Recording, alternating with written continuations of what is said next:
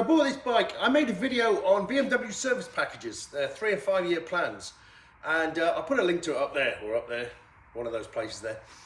And I thought, these are a great idea. So I actually bought one with this bike when I got it new.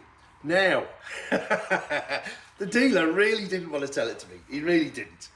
And so what he ended up doing, he sold me his own package, which was actually 50 euros cheaper. So I got a 3-year service package for 800 euros. That's including all taxes and sales tax and VAT and all that sort of stuff. So was it worth it? Well, in my case, it was, because I hit the 20,000 kilometers before the end of year 2. Those packages cover you for 3 years servicing, but that means really then that the service at the start of year 3 is your last service.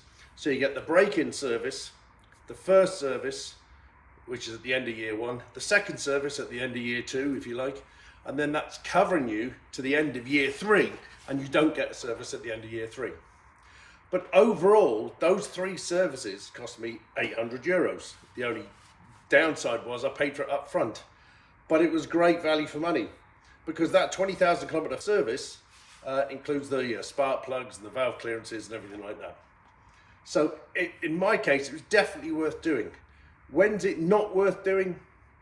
Well, if you're not going to hit that valve service, 800 euros is probably more than you would have spent having a couple of kind of oil change services in that first service. So if you think you're going to do 20,000 kilometers or 12,000 miles before the end of your 2 years, then definitely go for it. It's definitely a money saver. Now, I actually hit it 4 months in advance. So I hit the 20,000 kilometers before the end of my 2 years. So I won't quite get 3 years servicing out of it, but it'd be close enough. So I'm happy enough with it. Had I still done that mileage and I was paying for it each time, there would have been no benefit anyway. So that worked out well.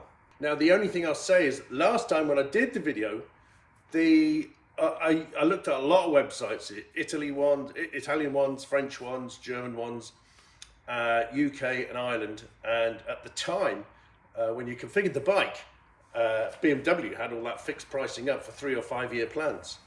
In the UK and Ireland, they've completely disappeared, completely. And I'd say that's dealers going back to BMW and saying, for God's sake, take these off the website, please, because you can't dictate to us what we're going to charge for a service, and we prefer not to sell these packs.